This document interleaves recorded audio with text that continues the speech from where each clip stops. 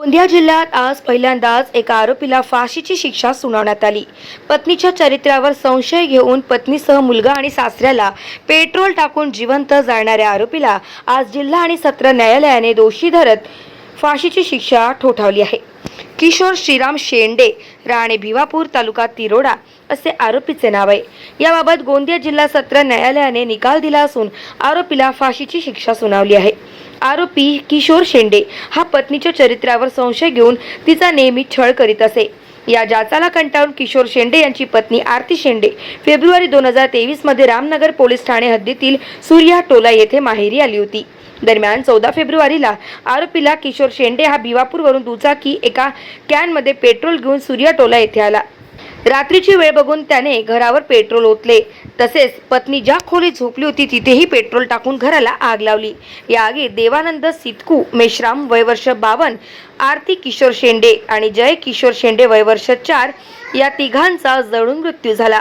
या तक्रारीवरून पोलिसांनी गुन्हा नोंद केला, तसेच प्रकरणाचा तपास पूर्ण करून प्रकरण न्यायप्रविष्ट केले। प्रकरणाची सुनावणी 7 मे रोजी पूर्ण होऊन न्यायमूर्ती NB लवटे यांनी पुरावे आणि साक्ष तपासून आरोपीला दोषी धरले। दरम्यान आज या प्रकरणाचा निर्वाळा करीत बांधवी कलम 302 अंतर्गत फाशीची शिक्षा, कलम 436 अन्वये आजन्म कारावास आणि 10,000 रुपयाचा दंड अशी शिक्षा ठोठावली। या प्रकरणी सरकारी पक्षातर्फे ॲडव्होकेट विजय कोल्हे यांनी बाजू मांडली। विशेष म्हणजे जिल्हा निर्मितीनंतर पहिल्यांदाच एखाद्या आरोपीला फाशीची शिक्षा सुनावण्यात आली आहे।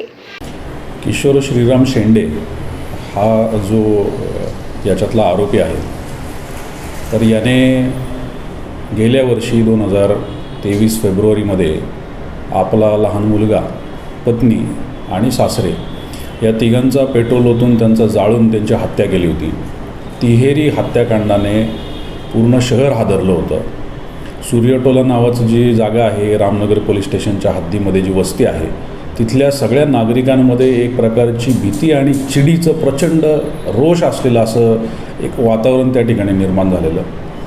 आणि अशा परिस्थितीमध्ये याच्यामध्ये योग्य तो तपास केला, आरोपीला ताब्यात घेतलं आणि 1.25 वर्षाच्या आतमध्ये माननीय न्यायालयाने हा निकाल दिलेला आहे, ज्याच्यामध्ये मरोस्तवर फाशीची शिक्षा ही सुनावण्यात आलेली आहे। गाव माझा न्यूज करिता राधाकिसन चुटे, गोंदिया।